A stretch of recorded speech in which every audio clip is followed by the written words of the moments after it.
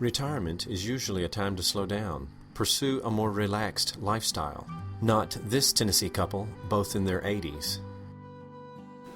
I'm Jim Yarbrough, and this is Martha, my wife, and we have Seed for Harvest Ministry working out of Hickory With Baptist Church. We're putting together John Romans and tracts, New Testaments, and gospel literature, and sending it to all parts of the world, overseas and here in the States.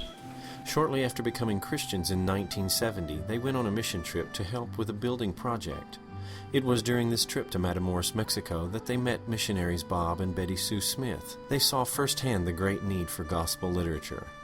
Over the years, they have been able to get a few boxes here and there to send to missionaries. Now it has blossomed into more than they dreamed.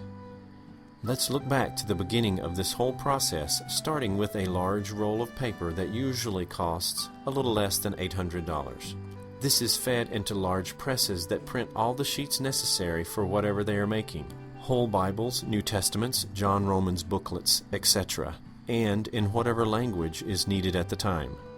The sheets are then cut and folded into bundles called signatures.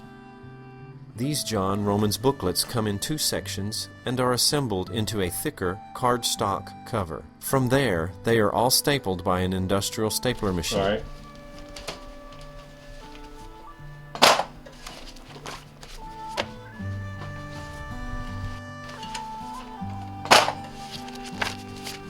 Straight and even, and the trimmer takes care of all of the 3 sides here.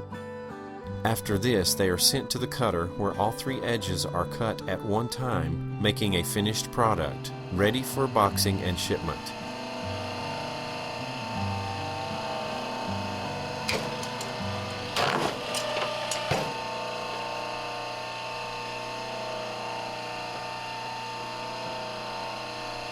How smooth it comes out.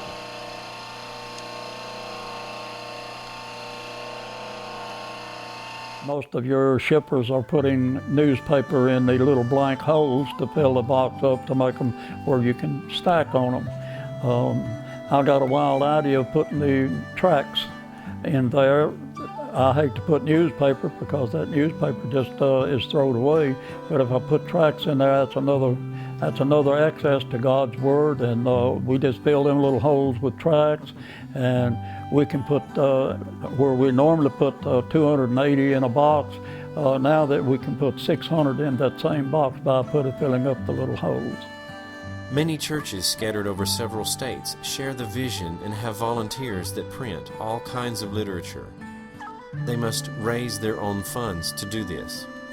They print more than they can assemble on site, or they have special runs for different projects, and the Yarbroughs and others get the excess. Other volunteers bring the literature in unfinished form so that it can be finished and boxed for shipping. They have also assisted in sending literature to be loaded into large container cars that have been shipped to Africa, Haiti, and other places. We just took a load to Brownsville a couple of weeks ago, and we had to rent a truck, pay for the rental, pay for the diesel, and pay for the time going down there, which really took a toll on both of us because at our age, a flying trip like that is really hard on us.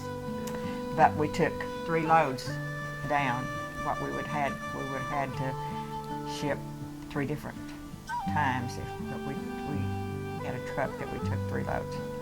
They start most days early in the morning preparing all kinds of Christian literature in many different languages for delivery to the foreign field. Here they are working on Spanish, John and Romans pamphlets. Not only do the Yarbroughs and their volunteers do this work, they also try to raise funds to get this literature from here to its destination, whether it is by shipping company or private carriers, into the hands of the people that are hungry for God's Word.